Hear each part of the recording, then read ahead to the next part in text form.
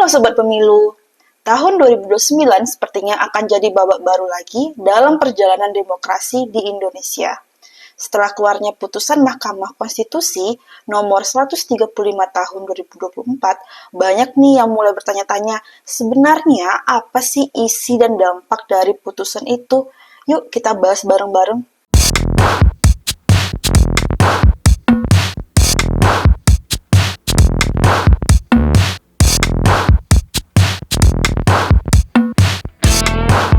Pemilu kalau dipikir-pikir bukan sekedar rutinitas 5 tahunan loh yang bikin baliho bertebaran dan janji-janji manis berseliweran. Lebih dari itu, ia adalah panggung besar tempat rakyat menjadi sutradara atas nasibnya sendiri. Secara sederhana, pemilu diadakan supaya rakyat bisa memilih para wakilnya. Mulai nih dari presiden, anggota parlemen, sampai kepala daerah. Mereka inilah yang nantinya diberi amanah untuk mengurus jalannya Negara Kesatuan Republik Indonesia. Semua itu dilakukan lewat proses yang idealnya langsung, umum, bebas, rahasia, jujur, dan adil. Kalau mau ngomong soal pemilu, tujuannya sebenarnya sederhana, tapi besar banget, yaitu memastikan rakyat bisa ikut menentukan arah negeri ini. Tapi tentu untuk mencapai tujuan itu perlu ada langkah-langkah nyata. Bayangkan, kalau pemilu bisa berjalan lebih mudah, pemilih nggak bingung saat nyoblos. Jadwalnya nggak tumpang tindih, biayanya efisien, dan para penyelenggaranya nggak kewalahan. Semua itu diharapkan bisa membawa 4 hal penting. Pertama, meningkatkan partisipasi politik masyarakat. Kedua, menciptakan sistem presidensial yang lebih efektif. Ketiga, menyederhanakan sistem kepartaian di parlemen. Dan keempat, memperkuat peran serta menunjukkan eksistensi partai politik itu sendiri. Nah, berangkat dari semangat itulah Mahkamah Konstitusi Republik Indonesia akhirnya mengeluarkan putusan nomor 135 tahun 2024. Putusan ini, atau kalau mau lengkapnya disebut Putusan Mahkamah Konstitusi nomor 135 garing PUU strip 22 garing 2024 yang pada dasarnya menguji beberapa pasal dalam 2 undang-undang, yaitu Undang-Undang nomor 7 tahun 2017 tentang pemilu dan Undang-Undang nomor 8 tahun 2015 tentang pilkada. Uji materinya dibagi jadi 2 bagian besar. Pertama, terkait Undang-Undang Nomor 7 Tahun 2017, Mahkamah menyoroti Pasal 1 Ayat 1, Pasal 167 Ayat 3, dan Pasal 347 Ayat 1. Nah, semuanya ini mengatur soal keserentakan pemilu untuk memilih anggota DPR, DPD, Presiden dan Wakil Presiden, serta anggota DPRD Provinsi dan Kabupaten dan Kota. Inilah yang selama ini dikenal masyarakat sebagai pemilu 5 kotak. Sementara yang kedua menyangkut Undang-Undang Nomor 8 Tahun 2015 tentang Pilkada. Di sini, Mahkamah menguji Pasal 3 Ayat 1 yang mengatur tentang pelaksanaan pemilihan gubernur, bupati, dan wali kota secara serentak di seluruh Indonesia. Kalau kita mundur lagi nih ke belakang, Putusan MK nomor 135 tahun 2024 sebenarnya nggak muncul begitu aja. Dia lahir dari perjalanan panjang, bahkan bisa dibilang bab lanjutan dari kisah sebelumnya, yaitu Putusan MK nomor 55 tahun 2019. Waktu itu, Mahkamah Konstitusi seperti sedang membuka peta besar sistem pemilu di Indonesia. Dalam putusan itu, MK merumuskan 6 model keserentakan pemilu, lalu menyerahkannya kepada pembuat undang-undang untuk menentukan arah mana yang akan dipilih.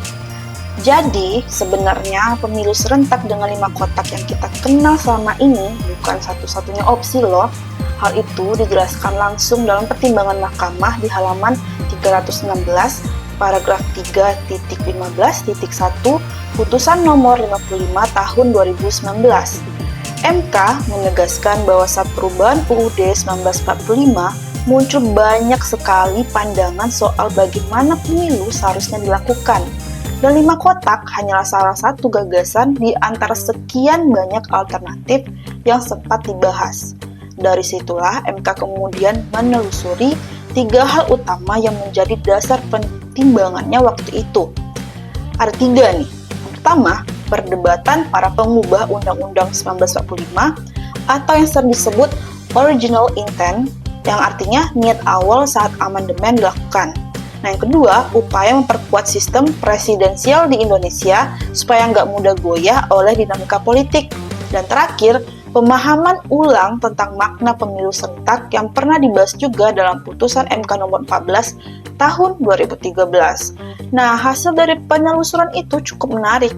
MK menemukan ada 7 varian atau bisa dibilang versi dari gagasan keserentakan pemilu, mulai dari yang benar-benar dilakukan serentak di seluruh Indonesia sampai yang dibagi berdasarkan waktu berakhirnya masa jabatan tiap daerah.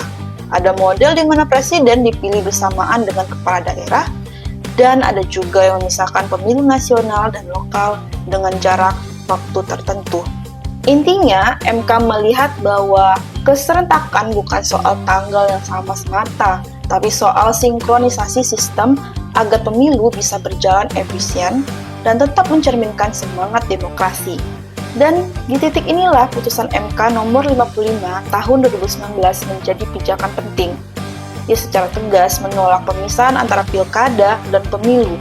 MK menemukan bahwa berdasarkan risalah perubahan UUD 1945, para perancang konstitusi dulu tidak pernah bermaksud memisahkan rezim pemilihan tersebut. Bahkan mereka sempat membayangkan sistem di mana pemilu bisa dilakukan beberapa kali dalam 5 tahun, asalkan tetap menjaga semangat keserentakan dan efisiensi. Dari semua hasil kajian itu, akhirnya MK menyimpulkan 6 model pemilu serentak yang konstitusional, diantaranya pemilu serentak untuk memilih DPR, DPD, Presiden dan Wakil Presiden serta DPRD. Kemudian juga ada pemilu serentak yang juga mencakup gubernur, bupati, dan wali kota. Kemudian pemilu super serentak yang memilih semua dari pusat hingga daerah. Ada juga pemilu nasional terlebih dahulu, lalu beberapa waktu kemudian pemilu lokal.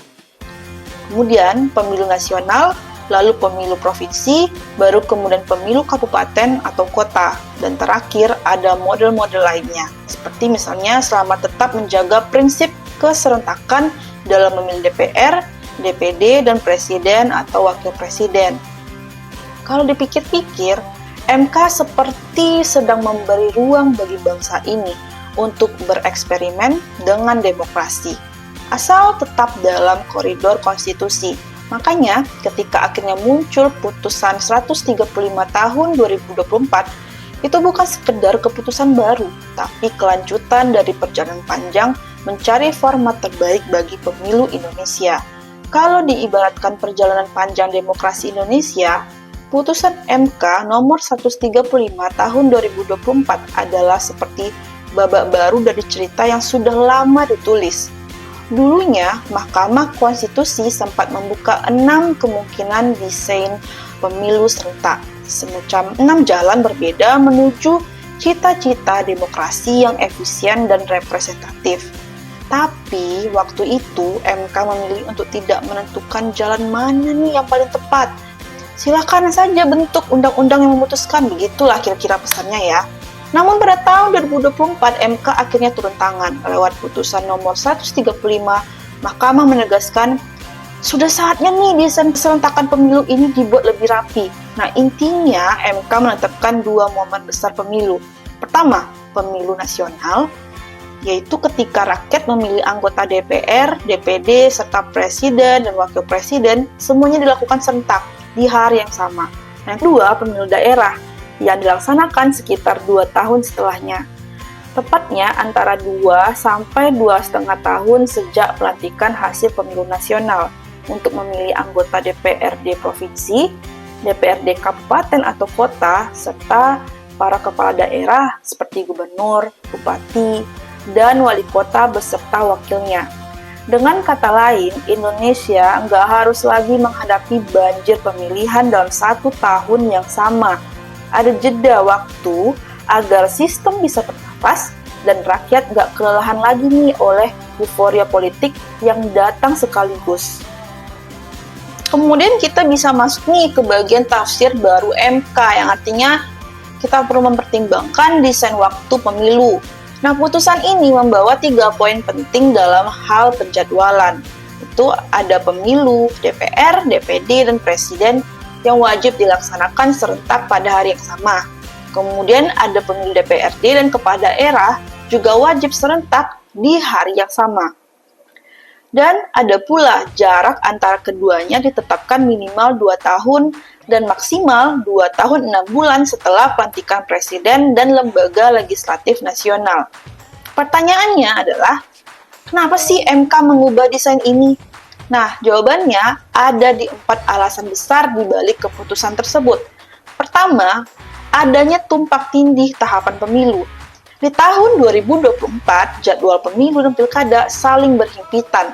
Tahapan pemilu presiden dan legislatif baru berakhir pada April 2024, sementara tahapan pilkada sudah mulai sejak pertengahan bulan yang sama.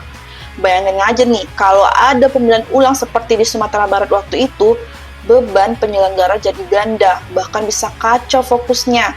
Yang kedua, desain kelembagaan pemilu. Ketika pemilu nasional dan lokal digelar di tahun yang sama, masa kerja penyelenggara hanya padat selama 2 tahun. Padahal masa jabatan mereka 5 tahun loh. Akibatnya ada masa kosong yang terlalu panjang dan efisiensinya menurun.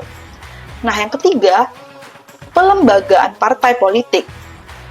Pemilu serentak di sebuah level bikin partai kewalahan. Mereka harus menyiapkan ribuan calon untuk 3 tingkatan legislatif.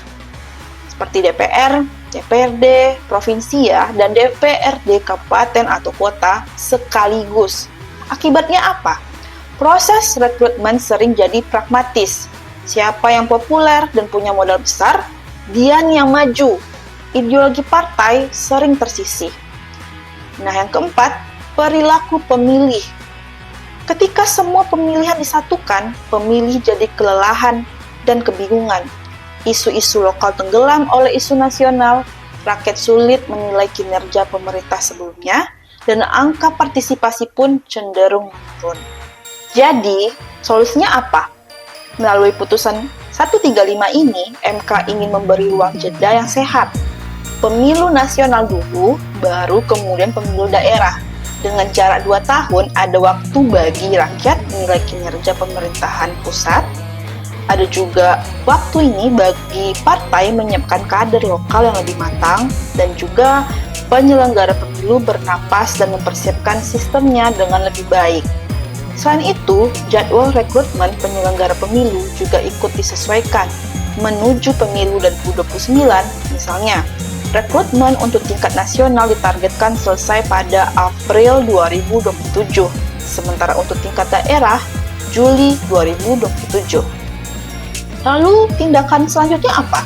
Putusan ini gak berhenti aja nih di atas kertas, tapi ada banyak pekerjaan rumah besar yang harus segera dikerjakan. Contohnya, revisi Undang-Undang Pemilu dan Undang-Undang Pilkada agar selaras dengan desain baru MK, pengatur masa transisi jabatan DPRD dan kepala daerah hasil Pilkada 2024, penataan ulang jadwal rekrutmen penyelenggara pemilu, konsolidasi partai politik baik di tingkat pusat maupun daerah, dan tentu aja memastikan seluruh tahapan pemilu berikutnya berjalan lebih efisien, fokus, dan bermakna bagi rakyat.